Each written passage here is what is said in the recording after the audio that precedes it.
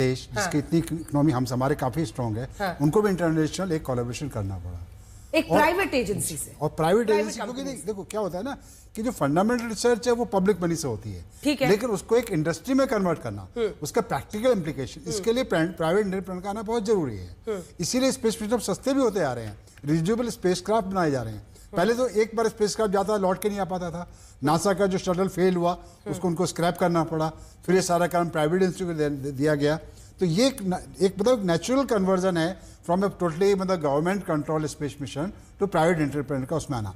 लेकिन एक और चीज़ बहुत जरूरी है कि इसमें हमें दूसरे देशों के साथ कोलैबोरेशन करना भी सीखना पड़ेगा, क्योंकि हमारा जैसे हमने अपना स्पेस मिशन शुरू किया, आज दूसरे दुनिया के देशों के सैटेलाइट हम लॉन्च कर पाते हैं। कल हमारा स्पेस स्टेशन जब बनेगा तो उसमें दूसरे देश का कोलैबोरेशन करके नई इंडस्ट्री इकोनॉमी डेवलप होगी, उसकी दिशा में हमें देखना है। ऑलरेडी स्पेस में एस्ट्रॉयड माइनिंग कॉलोनियाँ अमेरिका में बन चुकी हैं, यूरोप में बन चुकी हैं, जो एस्ट्रॉयड पे माइनिंग की तैयारी कर रही हैं, क्योंकि फ्यूचर में जो स्पेस कॉलोनीज बनेंगी, स्पेस स्टेशन बनेंगे, यहाँ से मटेरियल ले जाना संभव नहीं होगा, पॉसिबल नहीं होगा, और वो स्पेस में ही उसका रॉ मटेरियल मुहैया कराए जाएंगे। दूसरी तरफ रोबोटिक्स एआई में काम होना भी बहुत जरूरी है। हम जनरली स्पेस मिशन को एक एस्ट्रोनॉट की ब्रेवरी के तौर पे देखते हैं, हीरोइज्म के तौर पे देखते हैं, लेकिन एक एस्ट्रोनॉट को अंतरिक्ष में भेजने के लिए हजारों लाखों इंजीनियरों साइंटिस्टों का कंट्रीब्यूशन होता है, उसके बिना पॉसिबल ही नहीं है। नाम एक एस्ट्रोनॉट का होता है और वो ह्यूमन एंड्योरेंस तो है कि वो बहुत एक अलग चीज, इमोशनल अलग चीज है, लेकिन उसके प्रैक्टिकल रियलिटी है कि आपको देश में लाखों साइंटिस्ट तैयार करने पड़ेंगे जो नई रिसर्च कर रहे हो, उस साइंस पे नई टेक्नोलॉजी डेवलप करने की जरूरत है। उसके बाद हम जाके मतलब एक पूरे इंडस्ट्री में या अपने एंटरप्रेन्योरशिप में दुनिया में बराबरी का मुकाम हासिल कर पाएंगे। लाइटर नोट पर देखना दिलचस्प होगा कि जो डोनाल्ड ट्रंप और एलॉन मस्क के बीच में इस वक्त मतभेद चल रहे हैं, वरना पहले वो खूब बखान करते थे, अब सफल लैंडिंग के बाद लगता है कि उनकी तरफ से कुछ इस पर कहा नहीं जा रहा है। योगेश्वर कि देखिए, पहली चीज क्या है कि मैं इस चीज को बताना चाहता हूं कि नासा और स्पेस एक्स में क्या आता है। नासा एक बहुत बड़ा ऑर्गेनाइजेशन है और नासा केवल एस्ट्रोनॉट को नहीं भेजता, उसके अलावा बहुत सारे मिशंस करता है, राइट। तो उसमें बहुत सारे मिशंस हैं जिसमें नासा एक ऑर्गेनाइजेशन इन्वॉल्व है, बहुत सारे लोग काम करते हैं। और स्पेस एक्स जो है वो फोकस्ड है, वो फोकस्ड है कि लॉन्च उसको करना है, और इस वजह से एक प्राइवेट ऑर्गेनाइजेशन जो है वो एक सस्टेनेबल वे जो है फाउंड कर सकती है, वो बना सकती है, एक ऐसा रास्ता ढूंढ सकती है जिससे सस्ते में रियूजेबल रॉकेट को यूज करके भेजा जा सके। नासा की जो रॉकेट बनाने की पॉलिसी है या जो मेथड है वो बिल्कुल अलग है। वो बहुत बड़े रॉकेट्स बनाते थे इन मिशन के लिए, तो ये सारी चीजें हमें समझनी पड़ेंगी। और अमेरिका में क्या है कि अगर आप कोई भी चीज अच्छे तरीके से करेंगे तो डेफिनेटली कोई भी एजेंसी उस काम के लिए आपको कॉन्ट्रैक्ट देगी, जो कि स्पेस एक्स को मिला।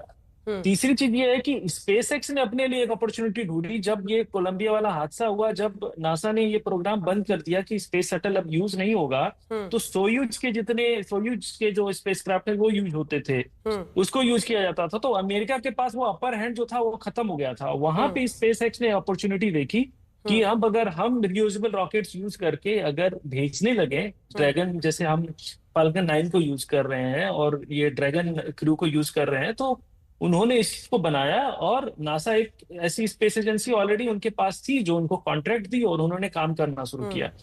अब जहां तक बात रही कि अभी स्पेस एक्स और नासा का कोई बयान क्यों नहीं आ रहा है, क्योंकि मोस्टली ये जो मिशन है वो एक्सियम 4 जो है वो कंट्रोल कर रहा है, बिकॉज ये मिशन जो है वो एक्सियम 4 का हिस्सा है। ऑफकोर्स इसमें नासा और स्पेस एक्स थोड़ा बहुत कोलैबोरेट कर रहे हैं। ये कह सकते हैं कि नासा स्पेस एक्स के इक्विपमेंट यूज कर रहे हैं, बट जो पूरा ब्रेन है, जो पूरा ऑर्गेनाइज ये प्रोग्राम है, वो एक्सियम 4 का है। इस वजह से एक्सियम 4 इसका जो सारा जो है वो कह सकते हैं कि इसकी जो जिम्मेदारी है वो ले रहा है। तो स्पेसएक्स भी नहीं कह सकता कि नहीं ये हमारा मिशन है, ये एक्सियम 4 का मिशन है।